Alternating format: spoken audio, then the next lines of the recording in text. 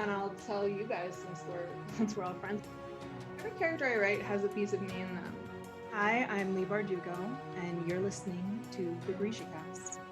Welcome to GrishaCast, episode 42. In this episode, we are covering chapters 14 and 15 from the book Crooked Kingdom.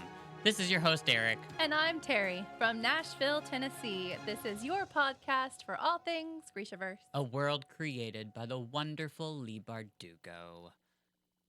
Woohoo! For those of you asking how you can help, we would greatly appreciate tips. Your tips will help us to continue to bring you the GrishaCast.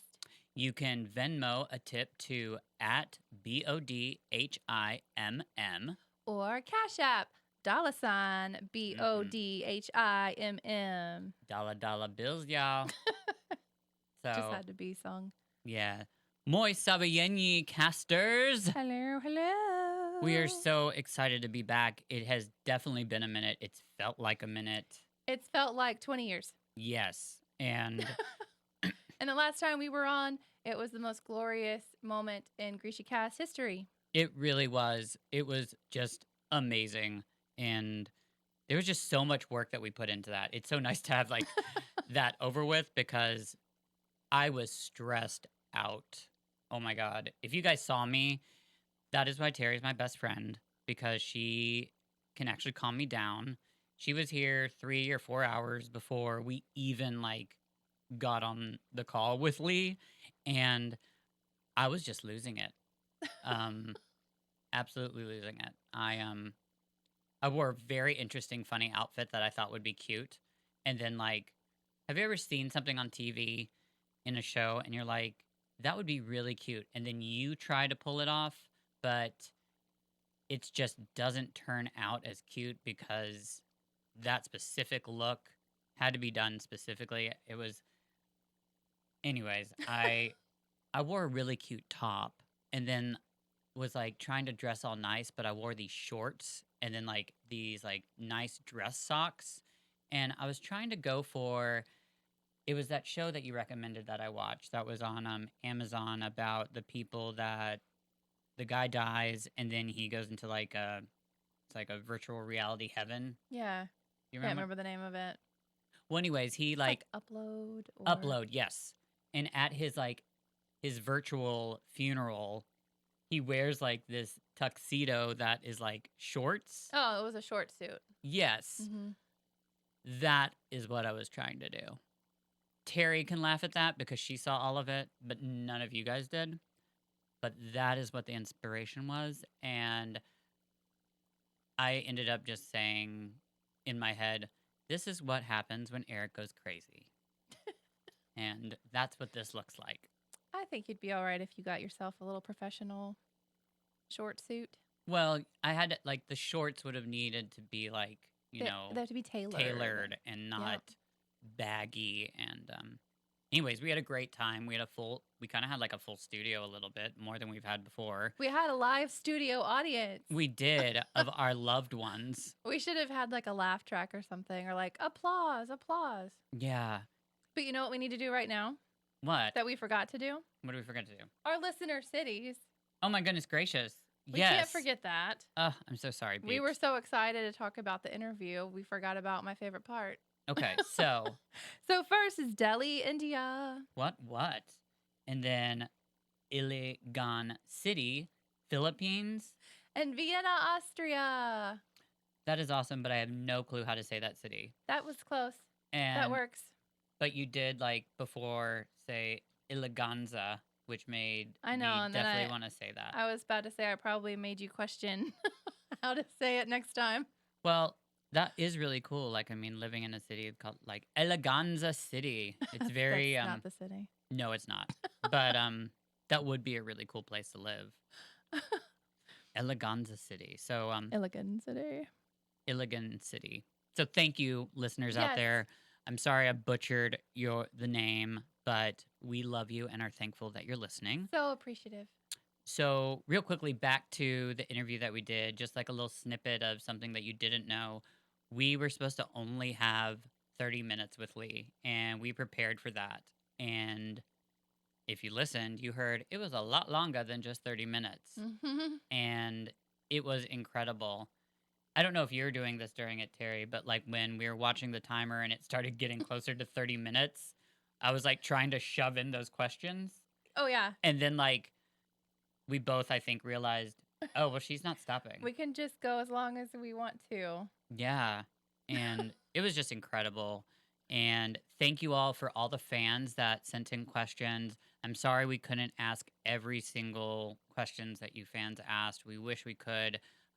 One thing that we didn't really bring up because they told us she wouldn't really be able to talk much about it was the show. So we might have brought it up a little bit, but we really tried to stay clear from that just for timing.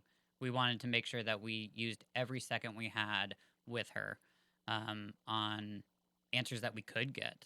So, And speaking of that, how y'all like our new intro? yes, isn't that amazing? That is like I a hope dream you of like mine. it. Yes, it's so cool to hear her voice and for her like she said it. She's awesome. And it was fun doing it too. It was fun. She was a really, really awesome and fun person. Even before we were recording, Mm-hmm. her just like her demeanor, and she's just a very fun person and hilarious, Yes. by the way. She's very fun. She uses fun words and great sentence structure. And it was just fun to talk to her. Yeah, and you could tell she had fun with Mhm. us. I think we both did a lot of research on it. So we were listening to all these different interviews, and we asked questions that I don't think she's ever been asked. No, there were a few times where we definitely caught her off guard a little bit. Oh, or, yeah. Or she was like, you guys would know that more than I would. Or that's a deep dive. So that was kind of fun. And made her laugh. And there are moments that I will never forget. Mm-hmm. What's your moment from that interview that you will never forget? That we are almost the exact same person. Yes, I remember that. So And- she said she had my shirt, which wasn't in the interview, but it was Are you later on. sure? It was later on, but in the beginning when she said, "Hey, I think I have your shirt," and then later on when we said the exact same thing about the orders, Yes. because I said I want to be a heart render, Mm-hmm. but I think deep down I would be a material Kai because I'm a crafty person, Right. and she said the exact same thing. Yeah, those were amazing moments, and I have two as well. My two favorite. My first one was when she said she would run off to Elfheim with me. I about cried just because that would be amazing. I would love to go to Elfheim with Lee. She'd be really cool. And my second part, so she well, of course when we were talking about the Harry Potter stuff, Yes. like that was just a really good conversation that needed to happen, and a lot of people just really enjoyed that as well. And crap, I had another one. It was really important, and I just like I blanked. It's been a really long day though. There was also a part where she said it was her love story to you. Oh my, okay, that's it. Yes, I figured that. when she told me, and I want this in writing. I want this. You have her words saying it. I know. I need to get it as a ringtone. That the book coming out in October, the Histoire Sanctia, is her love letter to me. I pretty much just passed out. That was the Blacked out. moment. Yes, absolutely. Yes, we need to make ringtones for ourselves. Anyways, we're not going to keep going on. You can listen to it. It's been a very popular podcast. We're very happy that we got to do that and bring that to you all. And I mean, she's just that cool, and she loves her fans, and we're huge fans. And you could tell she just had a great time. So she'll be back, guys. Don't worry. She said she'll it's going to be a little bit, but she'll come back for a podcast where we can actually talk about all spoilers of the upcoming King of Scars 2. And we'll get to that in GrishaCast news. But let's get started. Let's do it. Yeah, because these are kind of thick chapters. Yes, they are. So, They're hefty. yeah, They're so thick. I did chapter 14, which is Wyland. And Wyland? There's no No. Wyland. Yes. It's close to my kid's name, so That's probably what it is. Yeah. And just a heads up, I have not reread my notes since I typed them, so this is going to be funny. Okay, so Kaz is sending Wylan and Jesper on a boat. Jesper doesn't want to take the commercial farming boat that Kaz has them traveling on because he wants to be comfortable. Sounds exactly like me. Um, Kaz reminds them that Wylan doesn't look like Wylan anymore. He looks Shu, and that the only reason why, like, he brings up the point that like a Shu and a Zemini man would only be wandering out in the farmland for one reason, if they were working on a farm. So, um, he is just trying to keep everyone safe and undercover. And at this point, we also don't know what exactly is going on. If you kind of take hints from what we've read before a couple weeks ago, we know that Kaz is wanting Wylan to help create this something to like blow up the sugar stuff. Yeah, The Weevil. the Weevil. Okay, so here's a quote. Jesper, Kaz had said, "Keep your weapons hidden and your eyes open. Van Eck has to have people watching all the major transportation hubs, and we don't have time to fake up identification for Wylan. I'll get the corrosive from one of the shipyards on Imperjum. Your first priority is to find the quarry and get the other mineral we need for the auric acid. You go to St. Hildy if and only if there's time." End quote. So that's what they're doing. They're going to get this other part to make the weevil, and they're only allowed to go to the grave. They think they want to go to Wylan's mother's grave at St. Hildy, but only if they have enough time. So we now know what they're doing, they're just getting the final ingredients for the weevil, and if possible, going to see Wylan's mother. And here's another quote. "My mother is Ketterdam. She birthed me in the harbor, and my father is prophet. I honor him daily. Be back by nightfall or don't come back at all. Either of you. I need crew, no sentimental nubs." Kaz handed Wylan the travel money. "Make sure you buy the tickets. I don't want Jesper wandering off to take a spin at Mocker's wheel." So I didn't explain this before I read that, but the reason I put that in there is just because I really love that line. That's so Kaz. "My mother is Ketterdam." That's just kind of cool, and like she birthed me in the harbor. It's, I don't know, just very poetic and He's so a son of the city. yeah, very Kaz.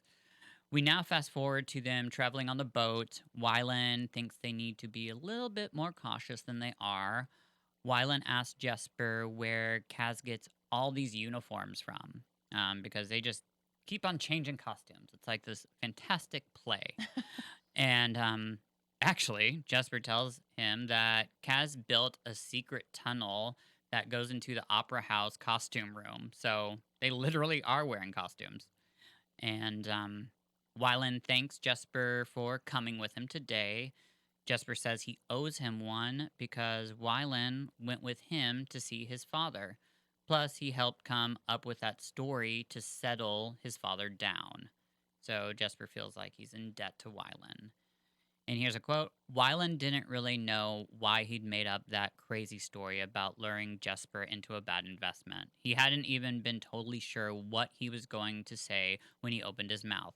He just couldn't stand to see Jesper, confident, smiling Jesper, with that lost look on his face, or the terrible mix of hope and fear in calm Faye's gaze as he waited for an answer from his son.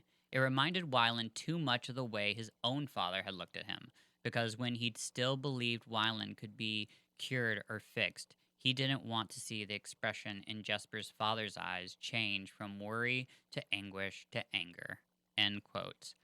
And I'm about to read another one. I like this quote because it just describes Jesper really well. Here it is. "He shifted his position at the rail, scrubbed his hand over the back of his neck, fiddled with the brim of his hat. He was always in motion, like a lanky piece of clockwork that ran on invisible energy. Except clocks were simple. Wylan could only guess at Jesper's workings." I just relate to that a lot. I think that's another thing. I just feel like that kind of is me, just all over the place, constantly move. Constantly fidgeting, constantly having to do something. Yes, I'm a fidgeter. So that is going to take us into our scene. Ooh. Yeah, scene for the evening, right? We only have one. Yes, only one. Okay, so in this scene, Terry will be playing Jesper, and I will be playing my favorite and who I feel I am, Wyland.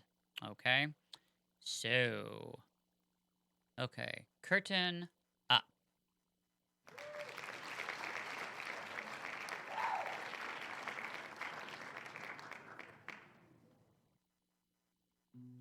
I wish I'd brought flowers for her, Wyland said. Something. We can pick some on the way, said Jesper, and Wyland knew he was seizing the chance in subject with both hands. Do you remember her much? Wyland shook his head. I remember her curls. They were the most beautiful reddish gold. Same as yours, said Jesper before. Wyland felt his cheeks pink for no good reason. Jesper was just stating a fact after all. He cleared his throat. She liked art and music. I think I remember sitting at the piano bench with her, but it might have been a nanny. Wyland lifted his shoulders. One day she was sick and going to the country so her lungs could recover, and then she was gone. What about the funeral? My father told me she'd been buried at the hospital. That was all. We just stopped talking about her. He said it didn't pay to dwell on the past. I don't know. I think he really loved her. They fought all the time, sometimes about me, but I remember them laughing a lot together too. I have trouble imagining your father laughing, even smiling, unless he's rubbing his hands together and cackling over a pile of gold. He isn't evil. He tried to kill you. No, he destroyed our ship. Killing me would have been an added benefit. That wasn't entirely true, of course. Jesper wasn't the only one trying to keep a step ahead of his demons. Oh, then you're absolutely right, said Jesper. Not evil at all. I'm sure he also had good reasons for not letting you grieve for your mother. Wyland tugged at a thread unraveling from the sleeve of his coat. It wasn't all his fault. My father seemed sad most of the time and far away. That was around the same time he realized I wasn't what he'd hoped for. How old were you? 8, maybe? I'd gotten really good at hiding it. How? A faint smile touched Wyland's lips. He would read to me, or I'd ask one of the nannies to, and I'd memorize whatever they said. I even knew when to pause and turn the pages. How much could you remember? A lot. I sort of set the words to music in my head like songs. I still do it sometimes. I'll just claim I can't read someone's writing and get them to read the words aloud, set it all to a melody. I can hold it in my head until I need it. Don't suppose you could apply that skill to card counting? Probably, but I'm not going to. Misspent gifts. You're one to talk. End scene. Thank you, thank you, thank you. So, I just love I love it when Wyland and Jesper talk. They're cute. They really are. And I just love learning more and more about Wyland. He's just, it's sad, but he's coming into his own. And I mean, he really has come far from being just like this rich kid to, and we're going to learn about that. So let me stop talking because we're about to find all that out. Anyways, Wyland wants to tell Jesper more, but decides not to. Van Eck started making it increasingly clear that he didn't want Wyland in his household. 6 months ago, Van Eck had gotten Wyland a job at a music school in a city called Belt. I'm not sure if that's how you pronounce it, but Wyland asked how long. Van Eck's response, and here's the quote, "As long as it takes people to forget I had a son." Oh, don't look at me with that wounded expression, Wyland. I am honest, not cruel. This is the best for both of us. You'll be spared the impossible task of trying to step into the role of a merchant's son, and I'll be spared the embarrassment of watching you attempt it. So, end quote. Not evil at all. No, not at all. No. Yes, this as we learn more and more about Van Eck, he is just horrible. Ugh. Wyland prepares for his trip to Belt. And here's this next quote. His father handed him a sealed envelope and a small stack of Krug for travel money. There are your enrollment papers, and enough money to see you to Belt. Once you're there, have your secretary see the Burzer. An account has been opened in your name. I've also arranged for chaperones to travel with you on the brow boat. Wyland's cheeks had flooded red with humiliation. I can get to Belt. You've never traveled outside Ketterdam on your own, and this is not the time to start. Mixon and Pryor have business to see to for me in Belt. They'll escort you there and ensure that you are successfully situated. Understood? Wyland understood. He was unfit to even board a boat out of the city by himself. End quote.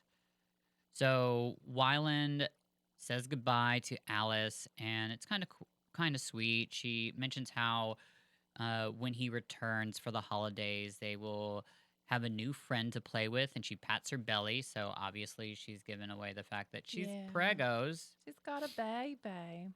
She is, and Wyland also starts to realize that this is also Van Eck's heir, and probably the child that is going to replace him. Right. And that's just gotta hurt. When he's on his way to board the boat, his father's office door is closed. He didn't get to say goodbye. After he's on the boat for a while, he turns around and his chaperones are actually right there. Hello. And Time to go. yep. And surprisingly, one of them starts to strangle Wyland. He now understands that none of what his father said was true. There's no chaperone, there's no school, there's no account, there was no job, there is none of that. He was going to disappear just as his father had wanted him to. So, some other passengers ask what's going on, and of course, Van Eck's men say that they just caught this boy going through other passengers' things. Of course, they believe these guys. And during this moment, Wyland sees that he has a chance to escape, and he jumps over the rail and into the water and into the canal. Wyland needs to get somewhere quickly because his father's men are after him. He hears them like swimming behind him, and he needs to go somewhere that they will never look for him. And we got to remember, this is little Wyland. He doesn't know anything about like Ketterdam, really. Not at least like the barrel and things like that. But He's lived a very privileged life. yeah, and lo and behold, where does he end up? The barrel. Of course. Yep. So here's a quote. Wyland knew it was a warren of dark streets and hidden passages, a place where locals donned costumes and performed unseemly acts, where foreigners crowded the thoroughfares seeking vile entertainments, where people came and went like tides, the perfect place to disappear. And it had been, until the day the first of his father's letters had arrived. End quote. And they arrived and started walking off. So he arrived and he started walking off the dock. At this point, Wyland lets. I'm sorry. So we're back. We're not in. We have to remember we were with Wyland and Jesper, so that's where we are back now. We just kind of were like really in Wyland's story. Now we're back with Wyland and Jesper. They've arrived at where they were supposed to go, and Jesper knows that the ingredients they are looking for is found in. So Wyland. I'm sorry. Let me rephrase this. They're getting off, and Jesper's ready to go find these things for the Weevil. Well, Wyland surprises him and tells Jesper that the ingredients that they are looking for actually can be found in all types of paints and enamels. Wyland just wanted to make sure that they made it to see his mother's grave. So they really don't even have to go look for this stuff. It was an excuse. It was an excuse. And what Jesper pointed out was that Wyland lied to Kaz. Yep. Which one? That's gutsy. Gutsy and unexpected for that character. Yes. Out of all the characters to lie to Kaz, Wyland did. But after you really think about it, he's probably the smartest one to be able to do it and pull it off. Yeah. Because no one would suspect him to. Exactly. So, anyways, they catch a ride on a wagon. After the wagon drops them off as far as the driver was going, they change out of their farmer clothes, I guess they were wearing, and change into these suits. And Kaz had warned them to say that they were working for Cornelius Smeat and are there to check on the grave. They get to the church and are greeted by a lady. They tell their business, and the woman says she will take them to her. Soon it becomes clear that his mother is still alive and has been committed. So, change of events. Yes, Wyland's mother is not dead, and this is not just a church. This is like an asylum, but his mother is still alive, and her name, they're calling her Maria Hendricks. Wyland goes a bit nuts because of his father being remarried now. This is where, like, I guess, like, things just start crashing down on Yes. poor Wyland. He's just, like, realizing this, pretty much that Van Eck must have gotten her committed, and since he got her committed, that means he was able to get a divorce. So now he's able to marry Looney Alice, and that's just kind of where it starts to get a little disgusting. Obviously, Van Eck has had her committed for grounds for divorce. They find out more about Wyland's mother now, while they're going to see her, and he's just kind of like pooping his pants. But he finds out that his mother likes to paint, which is really cool and sweet because he's finding out things that are in common because he has nothing in common with his father. So I think just having that artistic side and finding out that your mother likes to paint, I don't know. Mm-hmm. They meet Wyland's mom, and Jesper goes off on a tour, giving Wyland time to be with his mother. It's a very sweet moment, and Wyland actually plays the flute for his mom. And here is a quote. He pulled the flute from his shirt. He'd traveled the whole day with it tucked up against his chest like some kind of secret, and it was still warm from his body. He planned to play it beside her grave like some kind of idiot. How Kaz would have laughed at him. The first few notes were wobbly, but then he got control of his breath. He found the melody, a simple song, one of the first he'd learned. For a moment, she looked as if she was trying to remember where she might have heard it. Then she simply closed her eyes and listened. When he was finished, she said, "Play something cheerful." So he played a Kalish reel and then a Kirch sea shanty that was better suited to the tin whistle. He played every song that came into his head, but nothing mournful, nothing sad. She didn't speak, though occasionally he saw her tap her toe to the music and her lips would move as if she knew the words. End quote. Jesper then returns and reminds them that, hey, kind of time to go. We got to go catch that boat. And here's a quote. Will you be back again soon? Jesper winked. You never do know, he nodded at Wyland. We have a boat to catch. Say goodbye, Miss Hendricks, urged the nurse. Maria's lips moved, but this time Wyland was close enough to hear what she muttered. Van Eck. End quote. So that's a pretty big scene. Yes. Just letting you know for those of you that caught that. It's a big shocker. Yep. They're calling her Miss Hendricks, Mhm. but she is well aware that is Yes. not my name. Exactly. That is not my name. Stop Nope. calling me that. I'm Mrs. Van Eck. I am Van Eck. Mm-hmm. So that's just got to be this huge light bulb for Wyland and a shocker. Yes. And just a lot of emotions. So on their way out, the nurse asks if they would like to see some of her paintings. And here's a quote. Wyland felt his knees buckle and had to grab the wall for balance. The nurse didn't notice she was talking on and on. The paints are expensive, of course, but they seem to bring her so much pleasure. This is just the latest batch. Every 6 months or so, we have to put them on the rubbish heap. There just isn't space for them.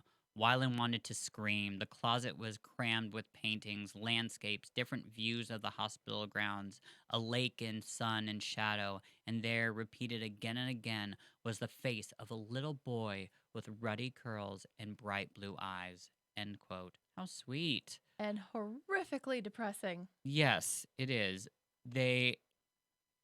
So they end up leaving, and Wyland is absolutely just devastated and quiet. Understandably. Exactly. I mean, come on, especially like finding the painting of a little boy with ruddy curls, Mm-hmm. bright blue eyes. Um, but he does start to talk halfway back to the docks, and he says she knows what he did to her. She knows he had no right to take her money, her life. Van Eck, she'd said, she was not Maria Hendricks. She was Maria Van Eck, a wife and mother stripped of her name and her fortune. Remember when I said he wasn't evil? End quote. So Wyland starts getting really upset about his father and the way he had treated his mother. A lot of it is self-destructive talk and really hard to hear. Um, it's just, it is. He's just having this little breakdown, and I'm now going to finish off this chapter with this quote. You're stupid about a lot of things, Wyland, but you are not stupid. And if I ever hear you call yourself a moron again, I'm going to tell Matthias you tried to kiss Nina with tongue. Wyland wiped his nose on his sleeve. He'll never believe it. Then I'll tell Nina you tried to kiss Matthias with tongue. He sighed. Look, Wyland, normal people don't wall their wives up in insane asylums. They don't disinherit their sons because they didn't get the child they wanted. You think my dad wanted a mess like me for a kid? You didn't cause this. This happened because your father is a monster dressed up in a quality suit. Wyland pressed the heels of his hands to his swollen eyes. That's all true, and none of it makes me feel any better. Jesper gave his shoulder another little shake. Well, how about this? Kaz is going to tear your father's damn life apart. Wyland was about to say that didn't help either, but he hesitated. Kaz Brecker was the most brutal, vengeful creature Wyland had ever encountered, and he'd sworn he was going to destroy Jean Van Eck. The thought felt like cool water cascading over the hot, shameful feeling of helplessness he'd been carrying with him for so long.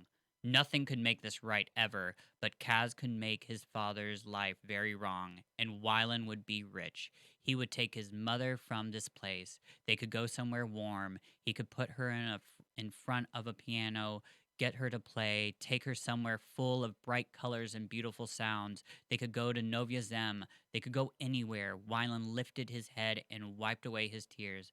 Actually, that helps a lot. Jesper grinned. Thought it might, but if we don't get on that boat back to Ketterdam, no righteous comeuppance. What is that word?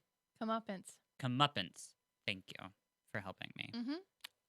Wyland rose suddenly, eager to return to the city to help bring Kaz's plan to life. He'd gone to the ice court reluctantly. He'd aided Kaz grudgingly, because through all of it, he'd believed that he deserved his father's contempt. And now he could admit that somewhere, in some buried place, he'd hoped there might still be a way back to his father's good favor.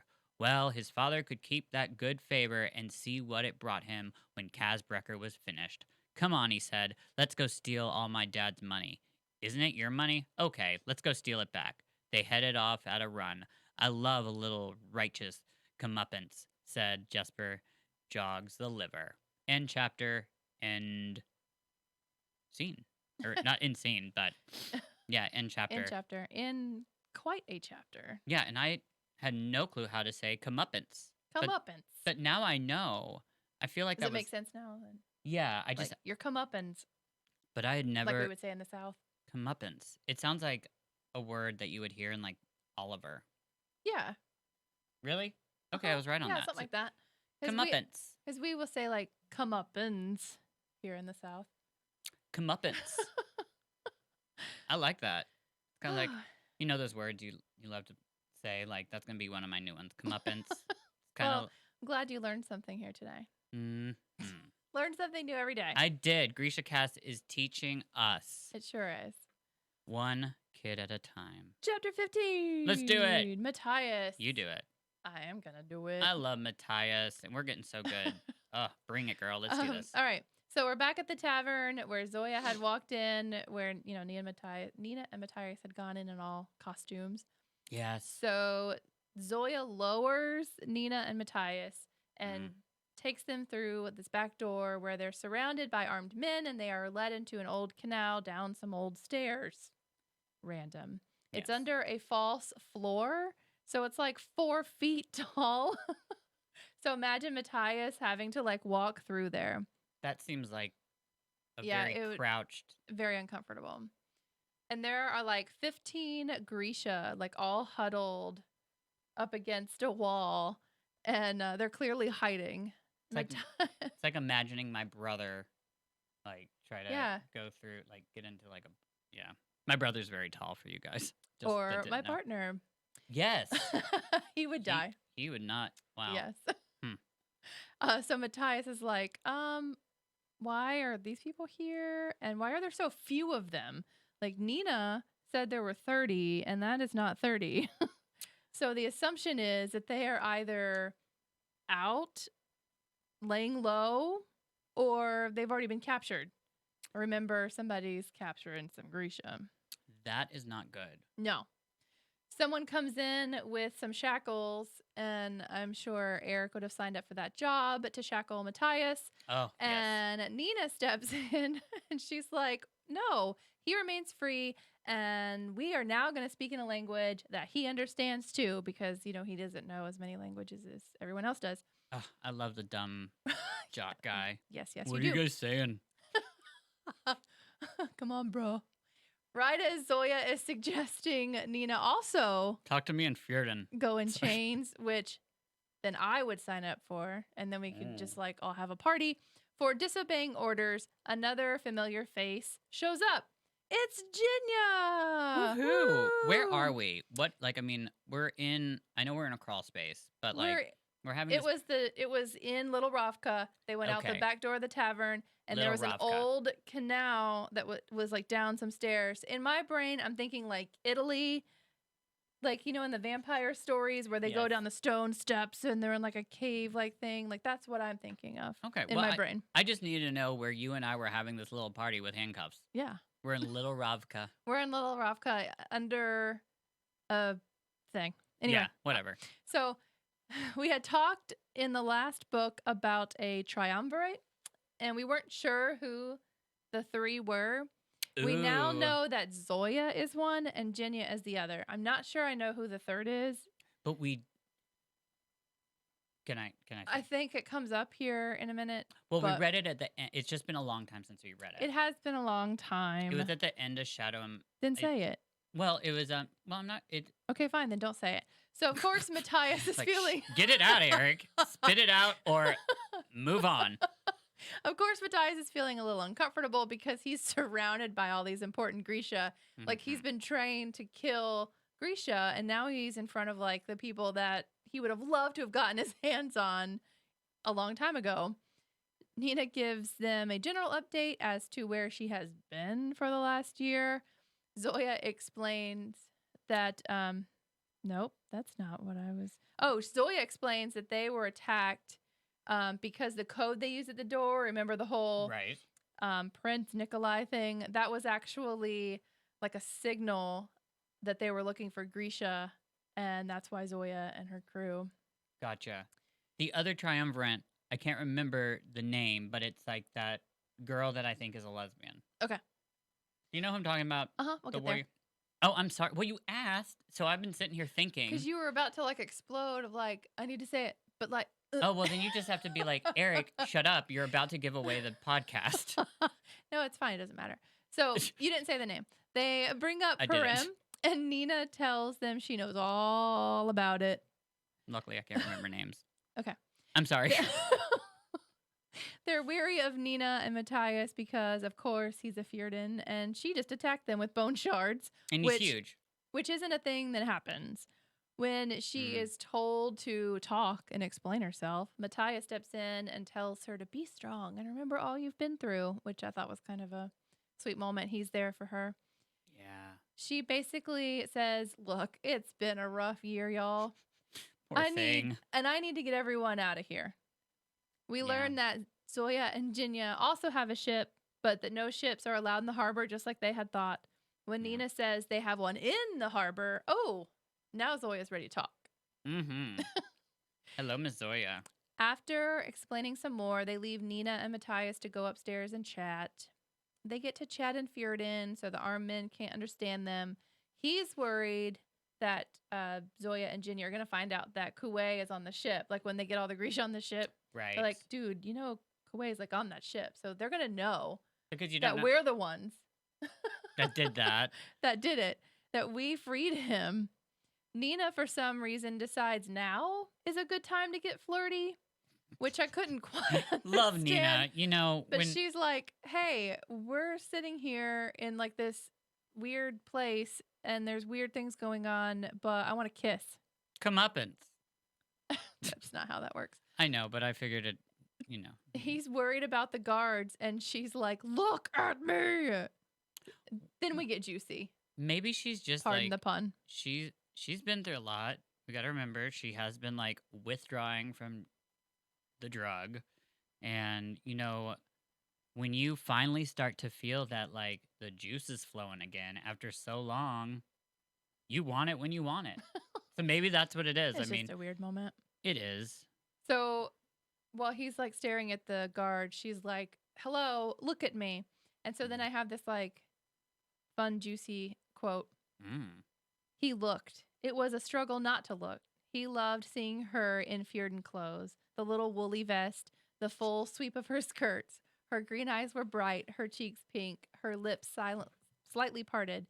It was too easy to imagine himself kneeling like a penitent before her, letting his hand slide up the white curves of her calves, pushing those skirts higher, past her knees to the warm skin of her thighs. And the worst part was he knew how good she would feel. Every cell in his body remembered the press of her naked body that night in the whaling camp. End of quote. Whew. I need a damp cloth.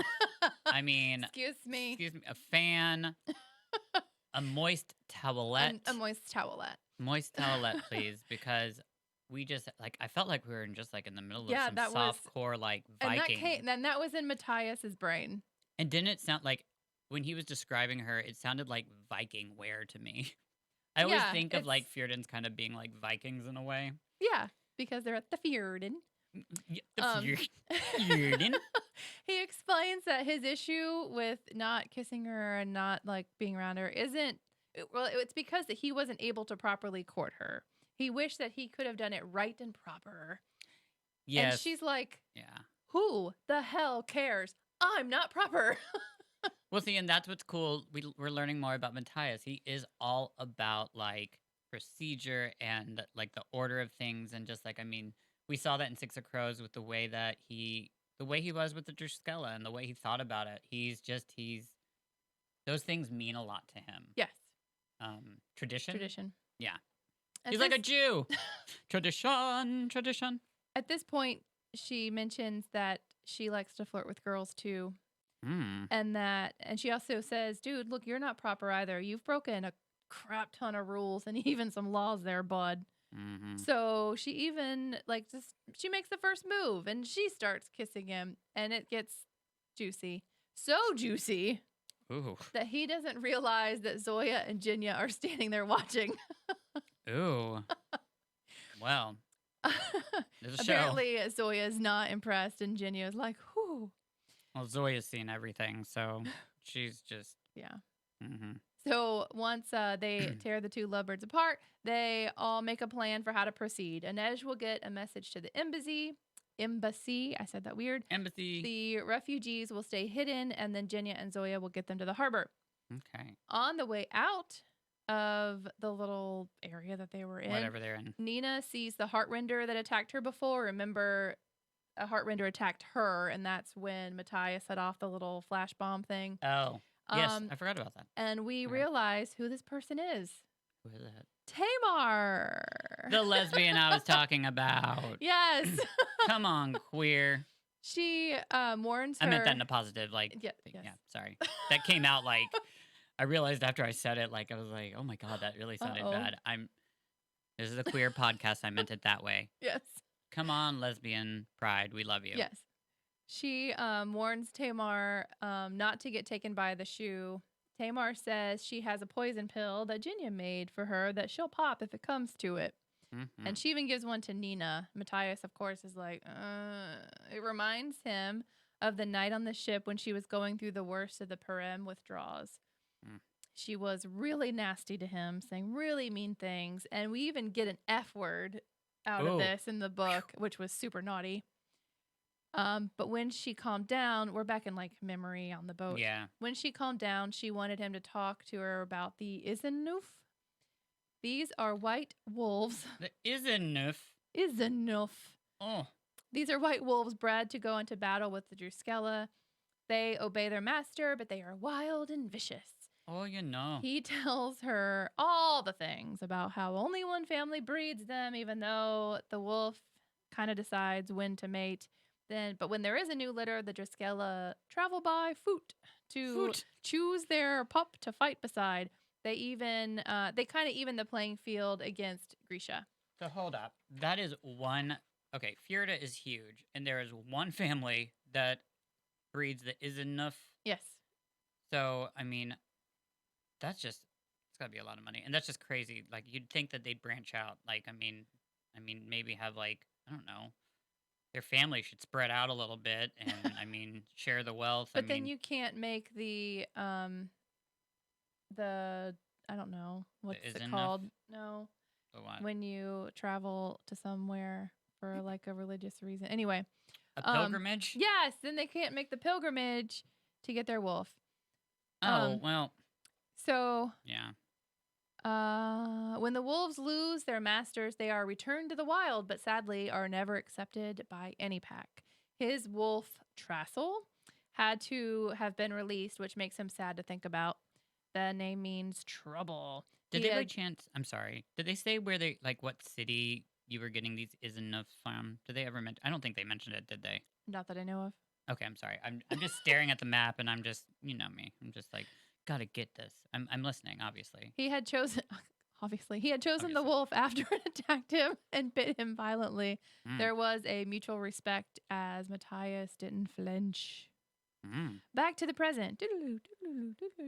They are on a gondol, and he says, maybe Param won't work on you anymore because your powers have changed.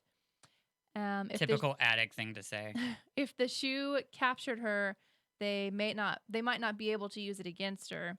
I think he's trying to convince her not to use the poison pill because she has the poison pill. If she got captured, he knows that she would pop it, and he's like, maybe it won't be that bad. Don't use that poison pill. Those pills scare. Like, I mean, those things scare me when I hear about them in this story. Like, that's just horrifying. Well, it's just like instant suicide. I know, but I mean, like, imagine like having a pill like that in your mouth. That, like, what if you accidentally popped it? Or what if it like pops and it seeps into your skin in your pocket? Exactly. Like you tripped and you bit into it, and you're like, oh crap! I'm just about to, like, I don't know, get on stage, or I don't know. Who knows? That would be horrifying to have it like in your mouth, because I mean, I don't know, anything going in my mouth, I'm chewing on. I'm eating a lot. Okay, we're going to stop that conversation right where it is, because that could get really bad. So, there's a gurgling sound. Gurgle. And Nina says that she's finally hungry. It was her tummy. Using her new powers might have sparked it. They are off to find a huge stack of waffles when suddenly she stops like she's seen a ghost. There was a wanted poster with Matthias's face on it. 50,000 Krug reward for his capture. Someone must have asked to see Muzzin's body. Nina points out that it's not for his capture. It in fact says dead or alive. Cue Bon Jovi. Cue Bon Jovi. And don't forget, this is way back in Six of Crows. He's Muzzin. wanted. I forgot about Muzzin. Dead or alive. Dead or alive. Because he's wanted. And maybe he's stuffed. All right, so end of chapter, y'all. That was a dramatic ending, but I learned a lot. Good. I really like the Isenoof, and I'm really starting to now see Fjorda more as like very northern Minnesota for me. That's what I'm starting to get vibes of, which is really funny, because like I love Minnesota. I lived in Minneapolis, and I promise you, like, I swear, like, Chris and I might even move there again. I might move him up there. Anyways, we've got to keep on going. I'm sorry, I just keep randomly talking about Isenoof and Comeuppance. Okay, so we do have a little bit of a special thing for this evening. We we've got somebody that created an amazing song. And as you know, here on GrishaCast, we care about the Grishaverse fandom a lot. And because we are a family. And we love something that is amazing. So this wonderful lady named Kendra Dante created an amazing piece of work. Seriously, it is amazing. And it is a song and it's about Six of Crows. And she wrote it um, about like Kaz and his feelings for Inej. And I heard it. It was on social media. And when I tell you that like she's 17, Yes. I just that voice is it's just crazy. She doesn't sound 17, but it's a beautiful piece of work. It's incredible and we had to get her on the show. So we are going to introduce her and bring her on so we can talk to her a little bit and hear a little bit of it and tell you all about her. So, um here we go. Let's talk to Kendra Dante. No. Hey Kendra. Hello! Hi, we're so happy that you're here on GrishaCast with us. I'm so excited to be here. Oh, that's awesome. So let us introduce you to our listeners.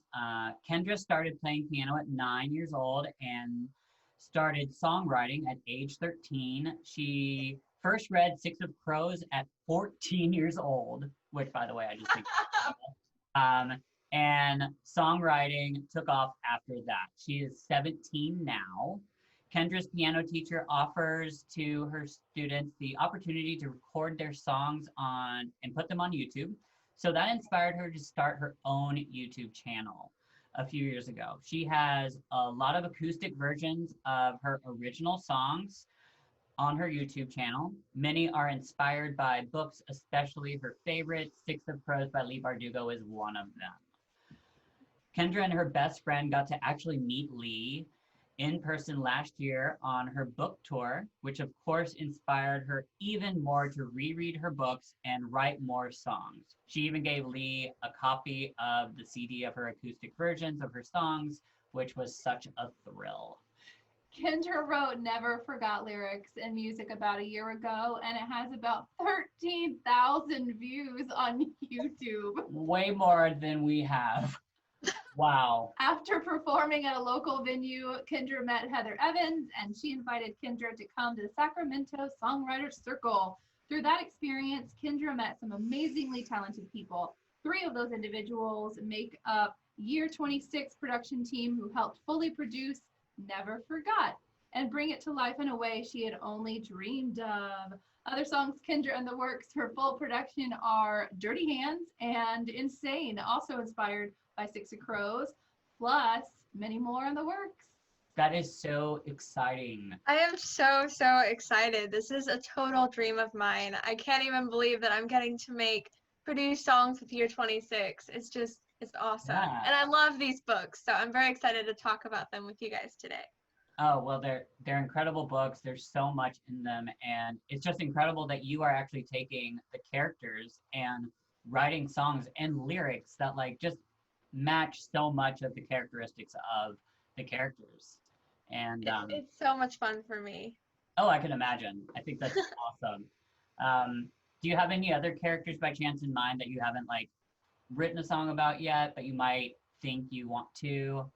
Yeah, so I think all of Lee Bardugo's characters are so inspiring. And one of the reasons that Six of Crows is one of my favorite book series, especially I love the whole Grishaverse, but yeah. Six of Crows especially because I feel like I really connect with the characters and they're all so rich and full of life in my head. So other songs that I might write about the characters, I'd love to write a Jesper and Wyland song. I have yet to really carry that out. I did give it a couple attempts, but the songs weren't as great as I was hoping for, but I will definitely keep doing my best to make something for them. Insane, I kind of incorporated a little bit of Nina and Matthias, but mainly my focus has been on Kaz and Inej in my songwriting for Six of Crows. Wow. So have you read King of Scars? I have. I read it when it first came out, so I don't remember everything, but I remember like the majority of it for sure. Yeah, I loved it. it's so exciting that we know that that sequel's coming. So I know that Yes. definitely be getting inspired for some of those characters. And Oh my gosh, yeah. yeah, that's awesome. So without further ado, we really want you guys to hear some of this. We're not going to play the entire song, but we will make sure after you hear this clip to know where you can find the entire version. It is incredible. The lyrics are phenomenal. She plays the piano, she sings it. She is the mastermind behind this entire song, and it is Thank you. absolutely phenomenal. So, without further ado, here we go. Her song, Never Forgot. 'Cause I stole and I never forgot.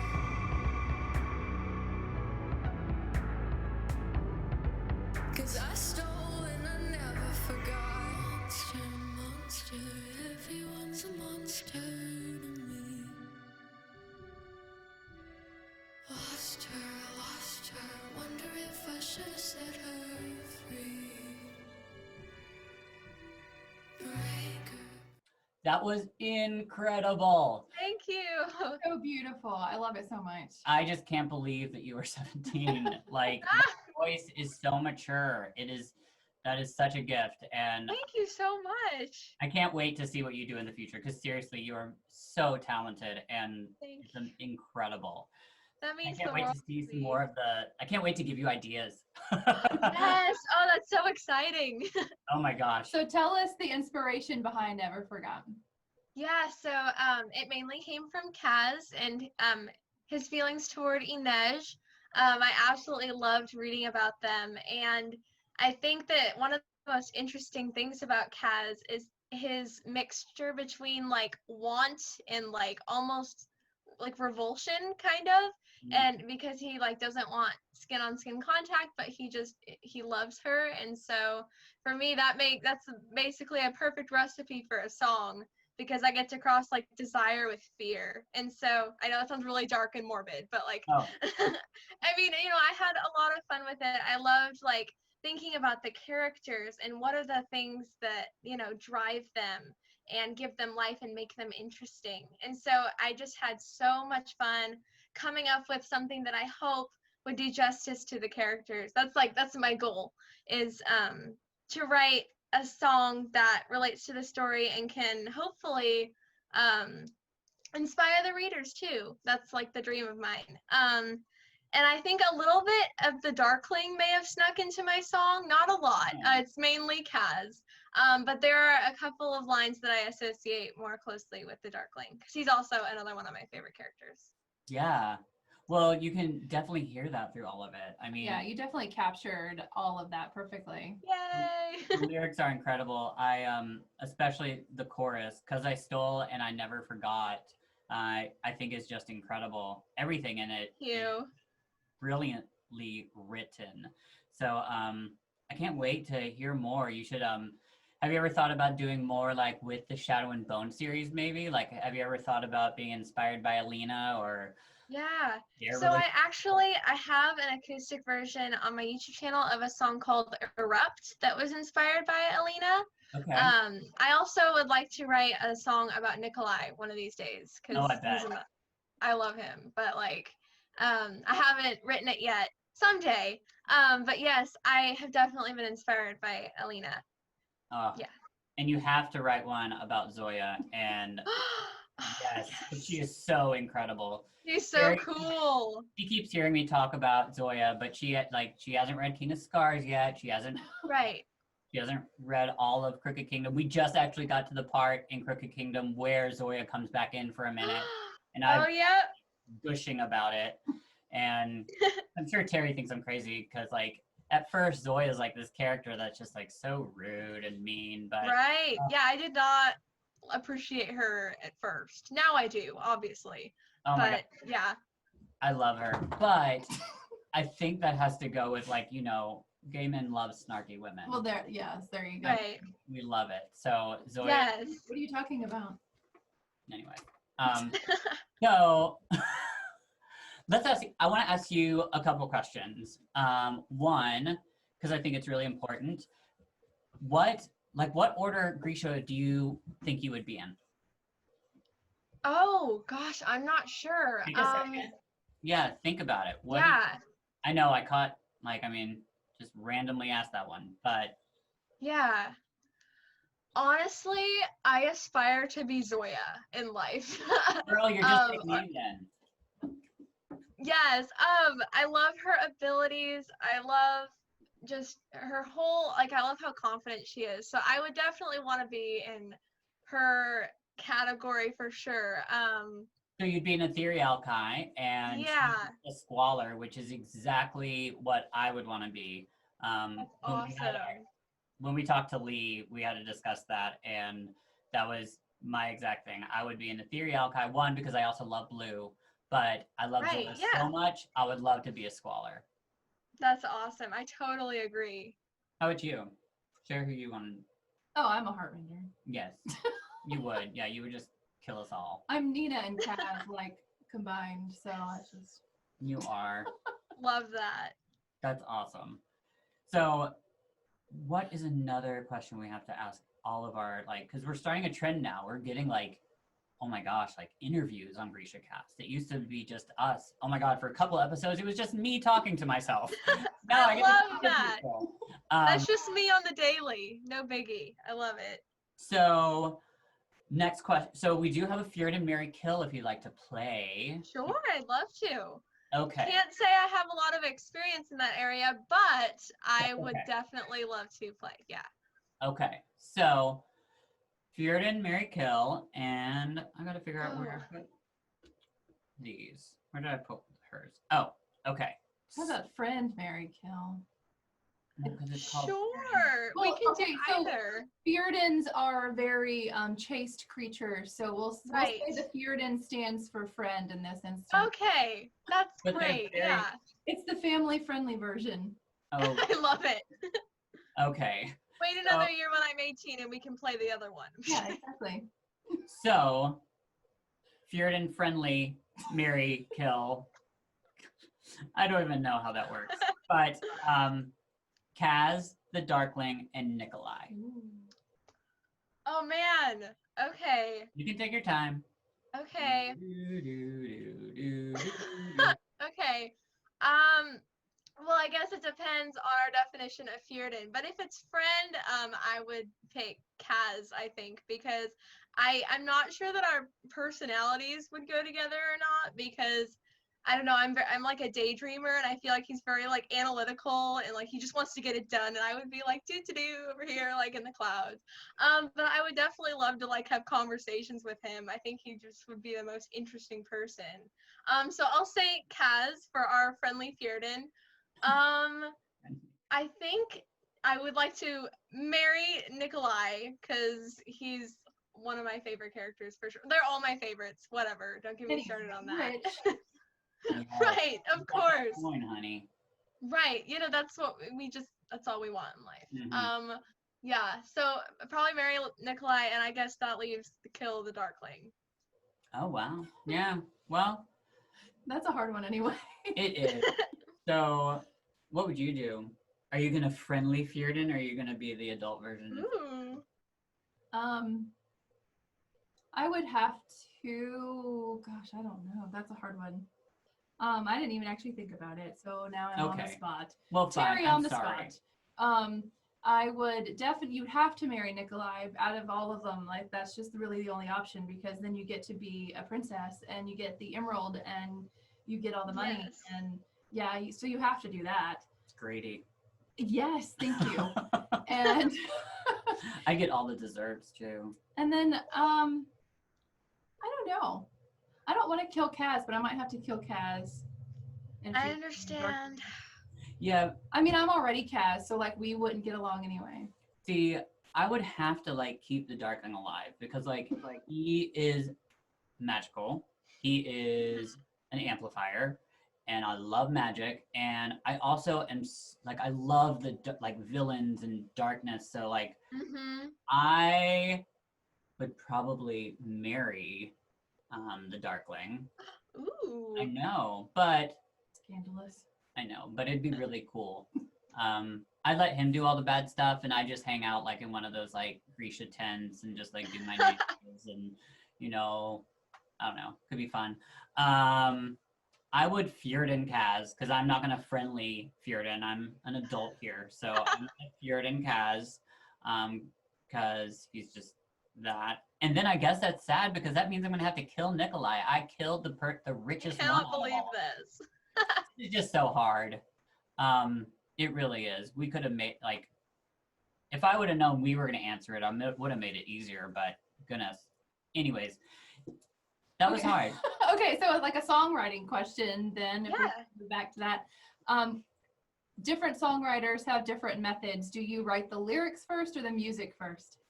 Usually I write the lyrics first, and then I'll probably sit down at the piano and then mess around with a couple of different chord patterns and then find something that I think fits with the theme and the mood of the song.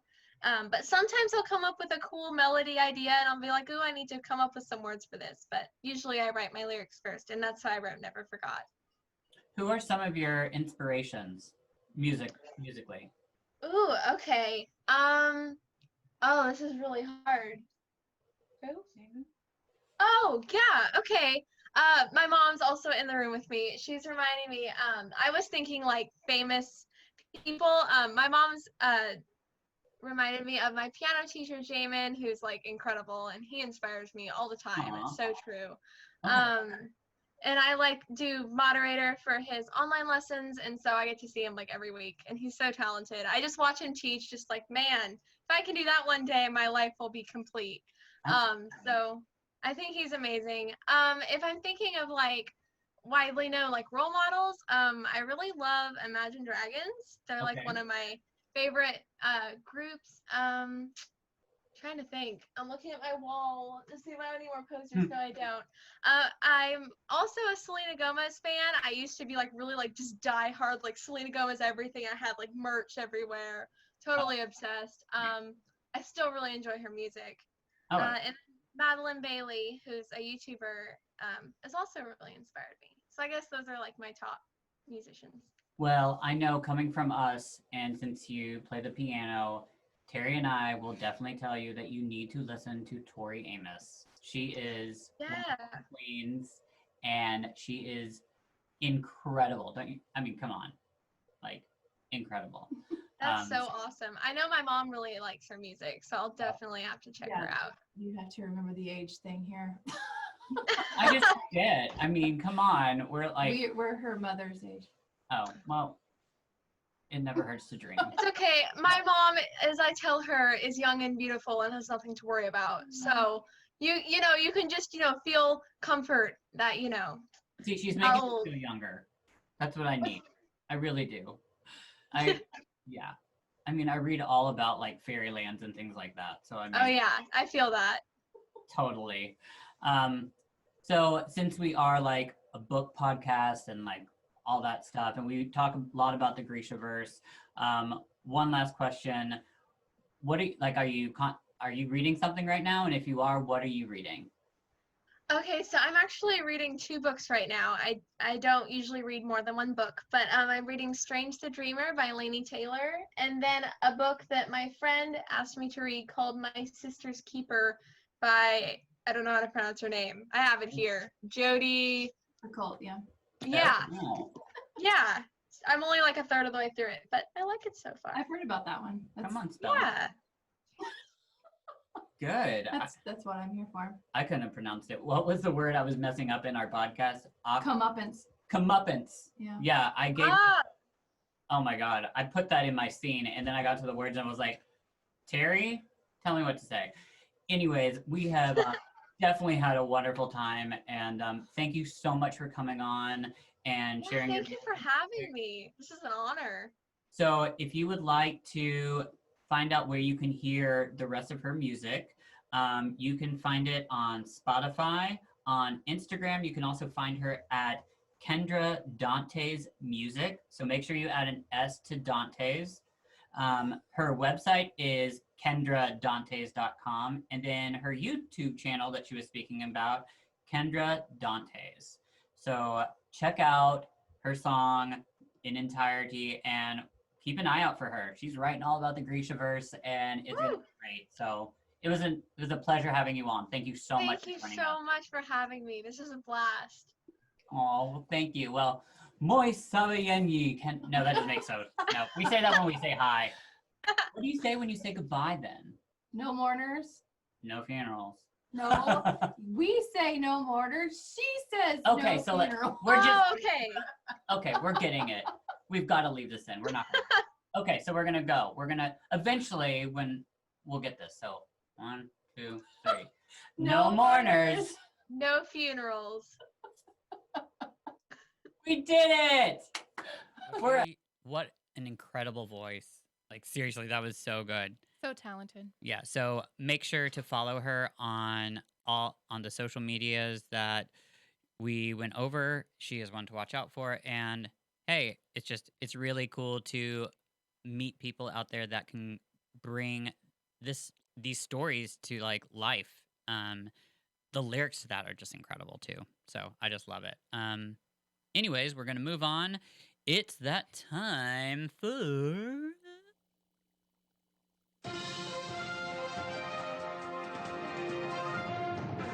GrishaCast news. Doot. So today, GrishaCast news from today. Yes. Today. If you pre-ordered Shadow and Bone or Lives of Saints, you can get a limited edition Second Army inspired notebook. And that is if you do this for Shadow and Bone. And if you pre-order Lives of Saints, you can get a laptop sticker. Ooh. But if you do both, you get both. So, my issue that I had today, I ordered these books a long time ago. I pre-ordered these the minute that article came out and we found everything. So, I'm scrummaging through my accounts, trying to find everything I can that possibly could be a receipt. I actually, seriously, because it even says, like, if you keep, like, you can't duplicate it, you'll get disqualified.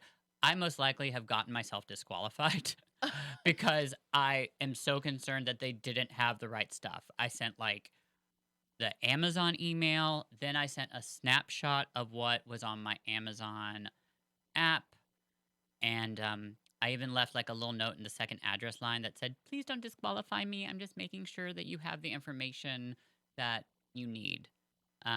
We will see. That will be interesting to see what happens.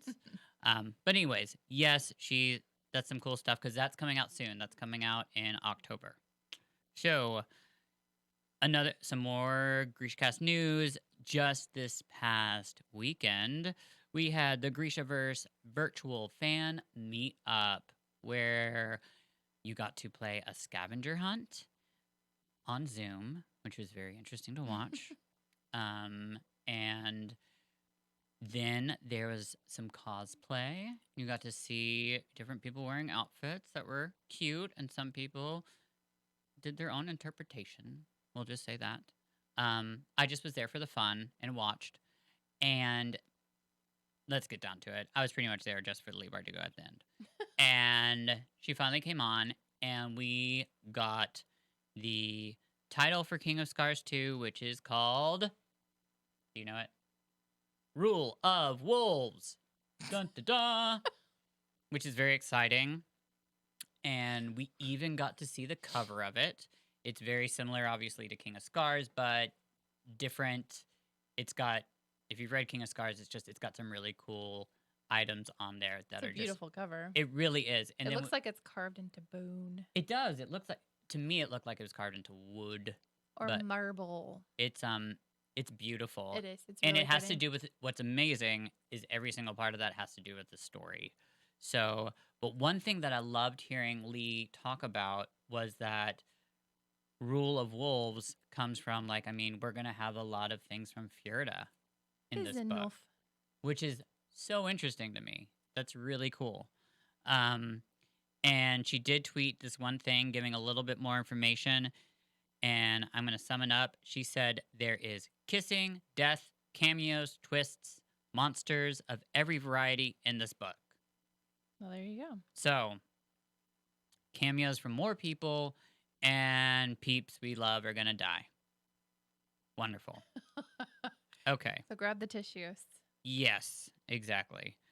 And so the last little bit of GrishaCast news is really GrishaCast news. We have come up with an idea.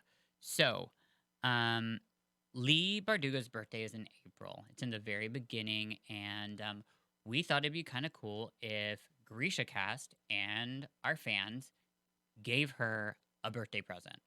And here's my idea.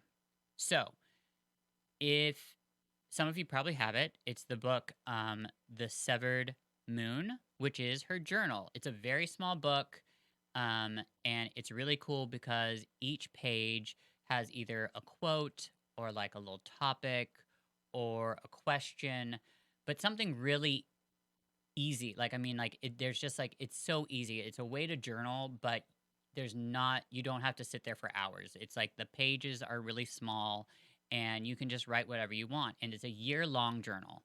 And I love it. And I think it's really cool. And I've asked some other people, and it seems to be a pretty popular journal just because it's really surrounded about magic. And for those of you that like to write or haven't written in a while and want to kind of get those creative juices flowing, this is a perfect way to do it. So I'm not going to tell you how to do it. You can either start from the beginning, you can open it up to any page you want and just start writing in it. But I'm going to start writing in it. And when we start getting closer to her birthday, which I think will be really cool, we're going to send Lee a copy of the fans' entries. So that's you guys. I'm not going to talk about we're not going to talk about it on social media because we know Lee's on social media and we don't want her to find out. But how cool would it be for her to be able to get a copy of her fans' answers to her journal entries? I think it'd be really cool. And yeah, so if you want to start sending those in, that would be great. The word limit we're going to do is 200 typed words. Okay? So you don't need to send it to me handwritten, but 200 words around. If you go over a little bit or under that, and totally, like, I mean, 200 is the max. But we've got some time, and what I would really love is just if we actually were able to get like all of them in there. And if you are a writer and can't pick one and need me to help you, email me at eric@grishacast.com, and I will pick one that no one has picked and it'll be your own personal one. And I guarantee you and promise you, this will all be sent to Lee. So it's kind of cool. It's fun. I think it's going to be fun. I think it's going to be neat, especially since a lot of our listeners love writing and want to be writers. So this is a great opportunity and a really cool way to surprise Lee. So if you would like to be a part of that, you can. We've got some time. I'll keep reminding you. And you can also find the book, The Severed Moon, at any of your local bookstores or on her website, on Amazon for like $9.95. And it is 365 pages of journaling, but not like huge. It's not a huge notebook. So it really is just kind of easy. So I hope you guys enjoy. And I actually have it in front of me. So see, it's this cute little purple book, and I've already started writing in it. And like, you don't even have to, like, I mean, it's really small. So it's really easy to do. In other words, like if you were to do a journal entry every night for a year, like I plan on trying to do, then it's not hard because it gives you a prompt and you do what you want with it. And by the way, her birthday is April 6th. I've written that in here. So we got some time. But if you'd like to join us on this journey, feel free and start writing. You can do more than one if you want, and send it to eric@grishacast.com. specifically. Anyways, that's all the GrishaCast news I've got. It's been a wonderful episode. Thanks for having us back. Yeah, so after our little break. Yeah, we're happy to be back. Happy to get and thank you to everybody for the past couple of weeks, especially when I got sick. Thank you for everybody that said sorry you're feeling bad and hope you feel better. That meant a lot when I was quarantined by myself in my guest room, going absolutely insane. I never want to go through that again. One, I hate being sick. Who likes being sick? But I was quarantined to a room and was driving myself insane. I kept on like texting my husband who was in the other room, and it was so painful. But I caught up on some shows, did some reading. I actually did what Lee did. I watched the Avatar: The Last Airbender and finally watched Korra. So cool stuff. And before we go, sorry, if you like, obviously, if you're listening to GrishaCast and you love like fantasy and things like that, really cool show I just finished on Netflix, The Dragon Prince. Amazing. I started the first season a long time ago and then stopped. And then someone told me that I really needed to continue it. The third season was amazing. It is so, so good. I've never seen anything like it. And I just wanted to let you guys know out there, if you want to watch something that's really cool and fantasy and an amazing story, it's there. It's just really well done. And the animation's incredible. So, thanks. I won't keep talking about everything that I want to talk about because I could be on here for hours. Terry would die. But she loves me. I'm her best friend. She's used to this. So, what else you got, girl? I got nothing. She's like, it's time for bed. So, thanks for keeping me up, yo. Again, sorry this didn't come out in the morning. But we're out on Friday at least. Yep. Sorry about it. Okay. So, anyways, we will be covering, actually, so we did 14 and 15 this week. Yes. So, we're going to be doing the next two chapters. Yes. So, 16 and 17. Mm-hmm. Bring it on. And, yeah. So, we will see you all next week. Bye. So, I guess. Like we're at the end of the hour, so my voice is a little husky. A plus. No mourners. No funerals. This has been GrishaCast. Connect with us on the web at GrishaCast.com. Send an email to info@GrishaCast.com.